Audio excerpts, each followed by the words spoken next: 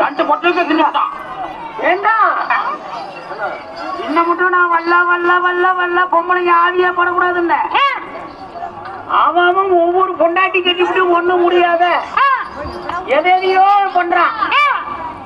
நீ 7 பொம்பளைய கல்யாணம் பண்ணி நீ என்னடா பண்ணுவ? உங்களுக்கு போறக்கு தெரியல. கட்டி விட்டு விட்டுட்டு வாடுறீங்க. எனக்கெல்லாம் கைவாட்ட நிறைய ஐடியா வச்சிருக்கீங்களா தம்பி? என்ன ஐடியா? என்னமா 7 பேருக்கு எனக்கு கல்யாணம் பண்ணி வச்சீங்களா?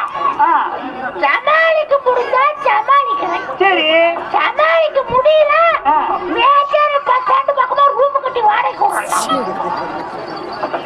ஒரு நைட்டுக்கு 100 கூட 7 பேருக்கு 700 ரூபாய். என்ன நான் சீக்கிரம் பணக்காரன் ஆகிடுவேன். என்ன ரூம் வாடகை விடுறியா? என்ன பண்ற?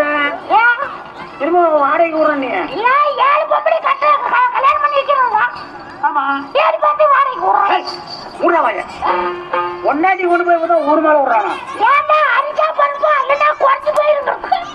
அனுபவிக்கிற மகராஜா அனுபவிச்சுட்டு காசு கொடுத்துட்டு போனேன். நான் பணக்காரன் ஆகிட்டு போனேன். அப்படியா? சரி, நீ என்னமோ பண்ணிருப்பா. அது பத்தி எனக்கு என்ன? நீ வர 7 பேருக்கு என்ன கல்யாணம் பண்ணி வைக்கிறேன். அப்ப வா போலாம். அப்படி போறதுன்னா என் மாமா ஏறக்கூடிய வாகன புறவு இருக்குது. நான் வாகன புறவு மேல ஏறி நான் டக்குன்னு போறேன்.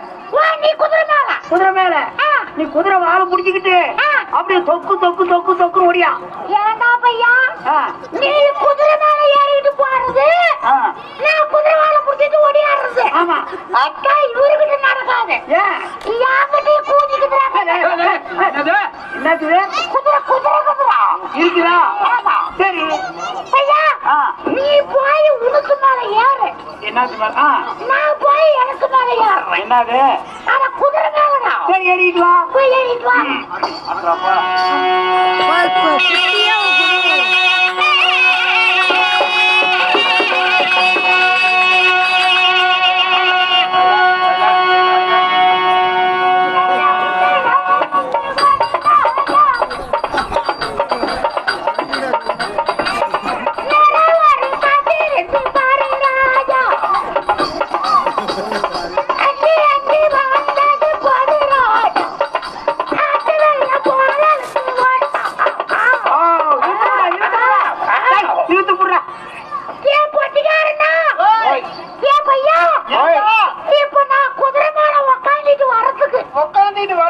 என்ன பார்த்தா அப்படியே புது மாப்பிள்ளை ஊர்ல வரா? அப்படி இல்ல, புது மாப்பிள்ளையா தாண்டா நீ அப்படி சொல்லிக்குது.